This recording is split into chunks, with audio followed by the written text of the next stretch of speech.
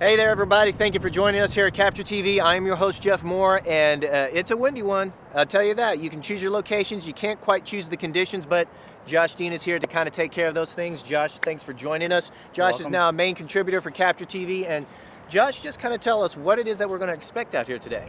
Well, sometimes it varies depending on, the weather. With overcast skies like this, we're able to catch some really dramatic skies with some off-camera lighting. Just get something really cool and dynamic. So yeah, because conditions like this is like nature's natural diffuser, I'll tell you that. yeah. Okay, so hey, tell you what, enough talk, let's capture this thing.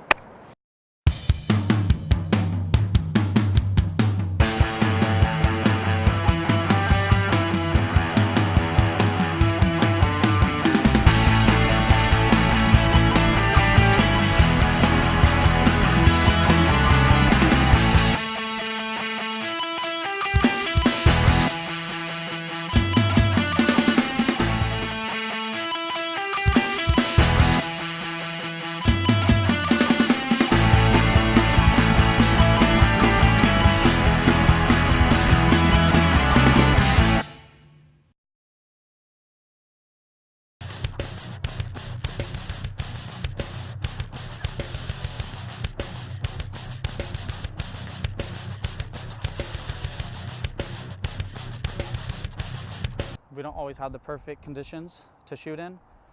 Like today, it's overcast. Some people like it, some people don't. We might get, raccoon eyes. But with strobes, we'll be able to darken the sky, make it moody, get some contrast going on. So typically what I do whenever I start with strobes is I'll start with ISO 100, shutter speed 1/100th, 1/125th of a second, and then I'll adjust the f-stop to get the sky as dark as I need. Typically I go about 1 stop underexposed, maybe 2, just depending on how dramatic I want to get. And then I meter in the light to match the f-stop, and then I start shooting. So we'll get started with that. All right, so today we're using the Flashpoint rover light.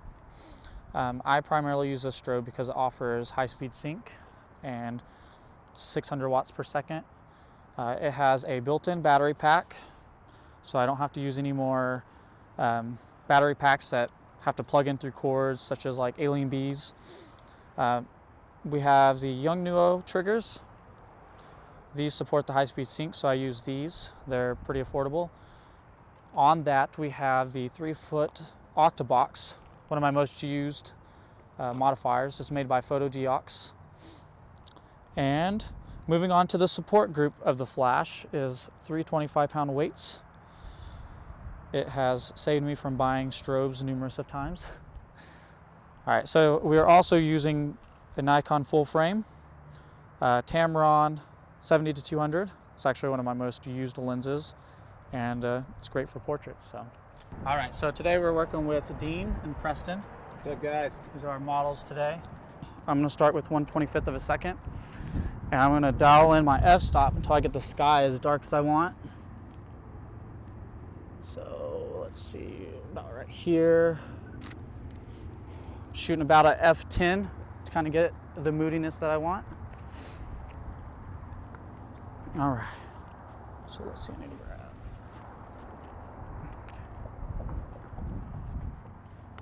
Okay. So like I said, I'm shooting at f10, so I'm gonna need to power up my strobe to match f10 on the light meter. So we wanna make sure that we have the light meter around their chin area.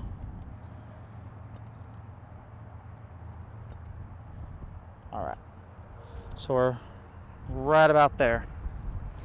All right, Preston, go ahead and scoot back just a little bit more. All right, so I also use a Expo disc. I use this to get my color correction. So basically what we'll do is we basically put it kind of as close to where we have the light meter as possible. And on a Nikon, which is what I'm shooting, put it in custom white balance or pre. You'll hold down your white balance button, and then you'll set that up, and you'll grab the shot,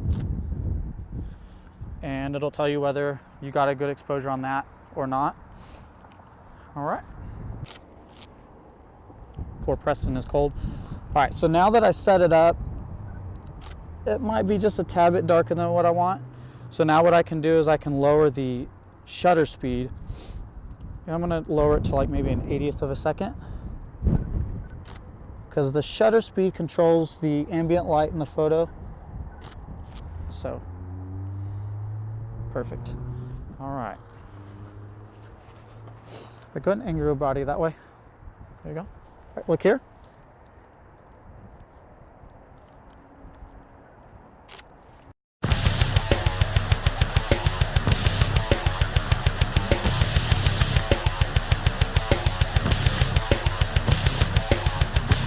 All right, so we've done some sitting poses. Now we're going to move into some standing poses. I'm gonna get some stuff readjusted here.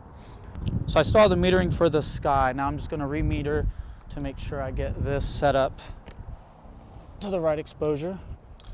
Every time you change the lighting, you always wanna change your color balance. We have the light even with his eyes. Helps put a good catch light in his eye. The octobox that evenly lights his body, and then this light wraps around him pretty great. So